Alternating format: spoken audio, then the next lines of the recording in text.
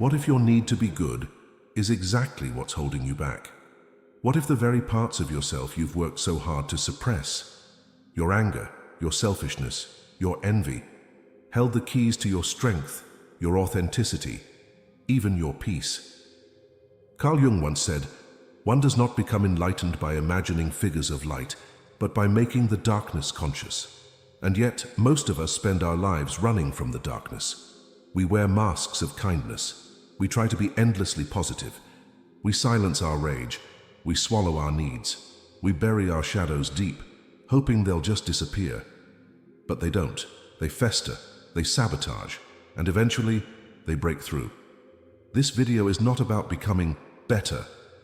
It's about becoming whole, about understanding why truly good people, the kind, the sensitive, the selfless, often reach a breaking point, and why the path to real wisdom, real peace, and real power passes through the very darkness they've been taught to fear.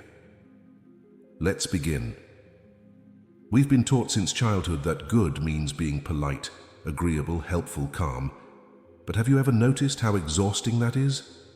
Always smiling, always suppressing, always fixing yourself, as if your humanity were a problem. This pursuit of constant light, this ideal of perfect goodness is not only unrealistic, it's inhuman. And worse, it disconnects us from our own truth. We begin to fear our natural emotions. We hide our disappointments. We censor our desires. We avoid conflict. And slowly, almost invisibly, we begin to fade. We become hollow versions of ourselves, nice but numb. And here lies the great tragedy. In trying to be good, many of us stop being real. Jung understood this well. He saw how our cultural obsession with light, with positivity, with moral purity, was leaving people broken, not because they were evil, but because they were cut in half. To deny darkness is to deny depth, and to deny depth is to deny growth. True maturity doesn't come from being flawless. It comes from being whole, and that means learning how to face and even embrace what lives in your shadow. Everyone has a shadow. It's not a metaphor. It's a psychic reality. Carl Jung described the shadow as the part of ourselves we reject, deny, or try to hide from others, but mostly from ourselves. It's the envy you feel toward a friend's success, the irritation you swallow when someone crosses your boundaries, the fantasies, the rage, the pettiness, all those impulses you're ashamed to admit. That's your shadow. But here's the truth. Your shadow isn't bad. It's human. It holds emotions, instincts, and even powers that were never dangerous in themselves, just unacceptable to your family, your culture, or your younger self. So we pushed them away. We pretended to be okay. We became who we were supposed to be, and in doing so, we became strangers to ourselves. But the shadow doesn't disappear, it waits. It acts out in hidden ways, through self-sabotage, passive aggression, burnout, or unexplained sadness. Ironically, the more we try to be good, the more the shadow gains strength. Because what we don't face controls us. Jung's wisdom wasn't to get rid of the shadow, but to turn and face it, to understand it, to listen to it. Only then can we begin to reclaim the parts of ourselves that were lost. We all wear masks: the good daughter, the reliable father, the strong one, the peacemaker.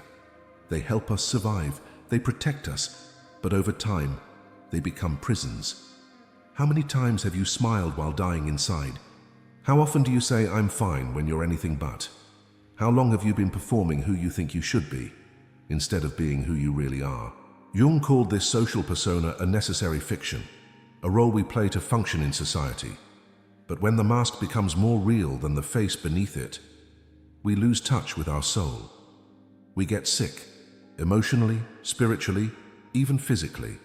Anxiety, depression, fatigue, loss of meaning, symptoms that so often have no clear cause, except this: we're not living our truth. And the older we get, the harder it becomes to keep pretending. Life has a way of tearing off our masks through crisis, loss, betrayal, or simply the slow ache of emptiness. It's painful, but it's also a beginning, because the breakdown of the mask is often the first step toward the discovery of the self.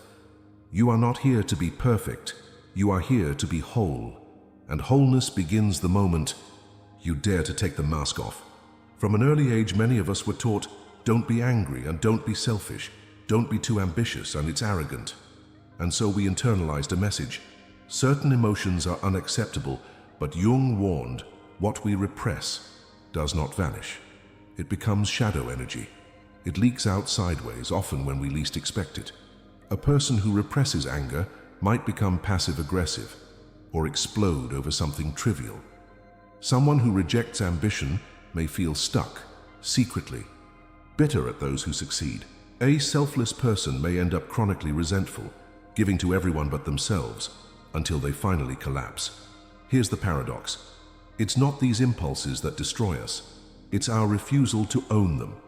Anger, for example, can be a sign that your boundaries are being crossed. Selfishness can be the beginning of self-respect. Ambition might be the soul's call to create, to express, to expand beyond the life that's become too small. The goal isn't to act on every impulse. The goal is to acknowledge them, to bring them into consciousness. Only when we stop rejecting parts of ourselves can we begin to choose how to live with them, not as enemies, but as sources of power. Your anger has something to teach you. Your ambition has something to show you.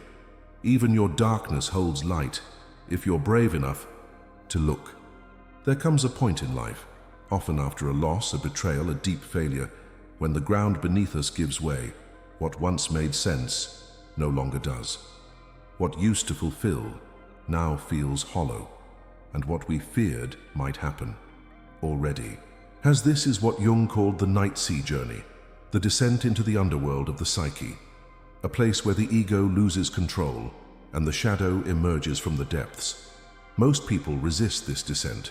It feels like death. And in a way, it is the death of the persona, the unraveling of false certainties, the collapse of borrowed identities. But it's also the beginning of something sacred. In mythology, every hero, from Odysseus to Dante, must pass through darkness to find their essence, not to escape it, but to be transformed by it. In psychological terms, this is the moment when we stop trying to fix ourselves and begin listening to the wounds. We stop asking, how do I get out of this? And start asking, what is this pain trying to show me?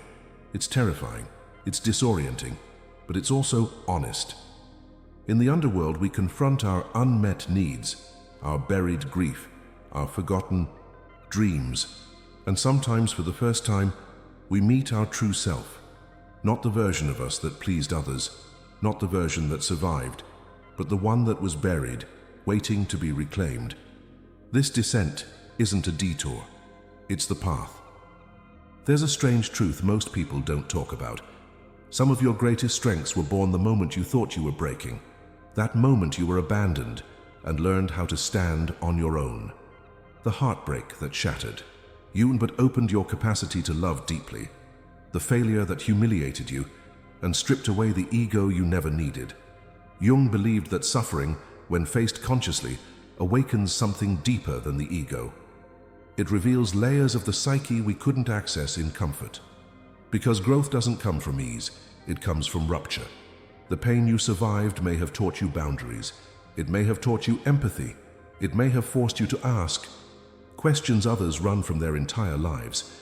Many people enter therapy or deep self-work after a crisis, not because they're weak, but because the crisis shattered the illusion that they could keep pretending.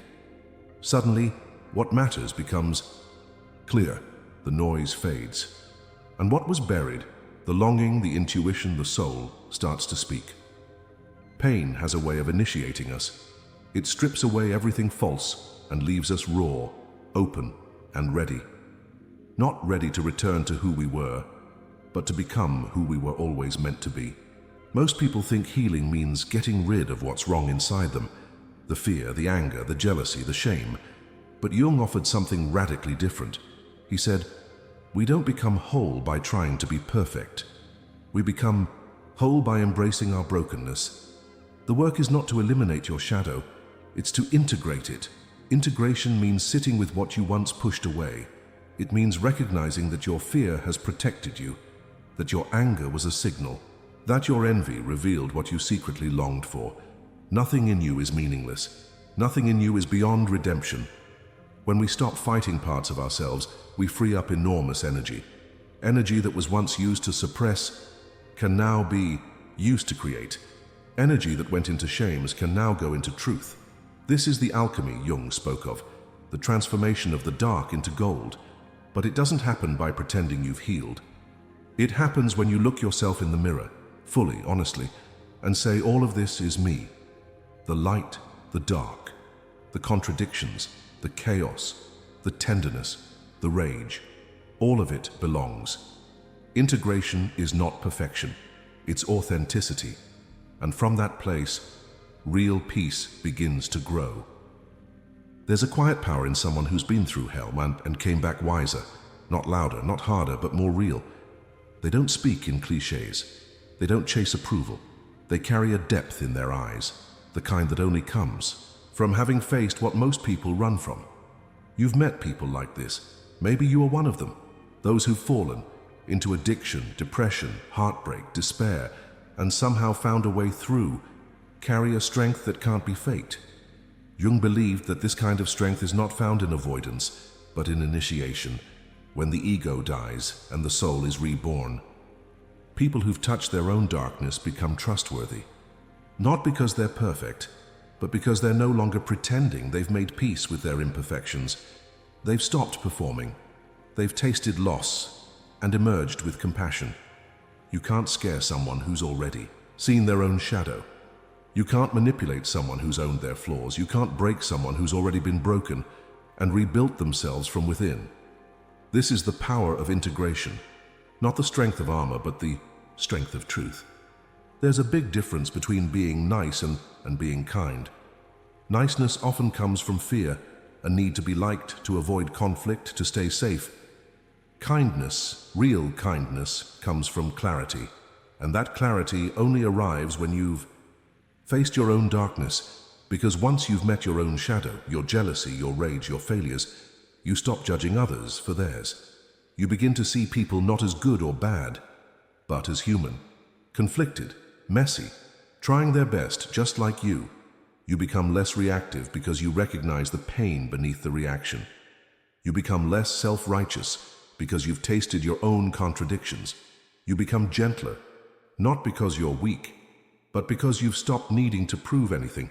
This is what Jung meant when he said, knowing your own darkness is the best method for dealing with the darknesses of other people.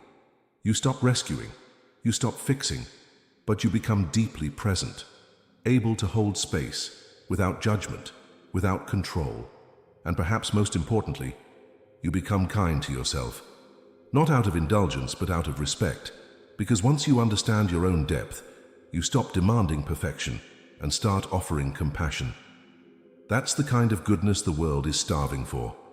Not polite, not passive, but grounded, fierce, whole. There is a kind of wisdom that doesn't sparkle. It doesn't shout. It doesn't try to impress.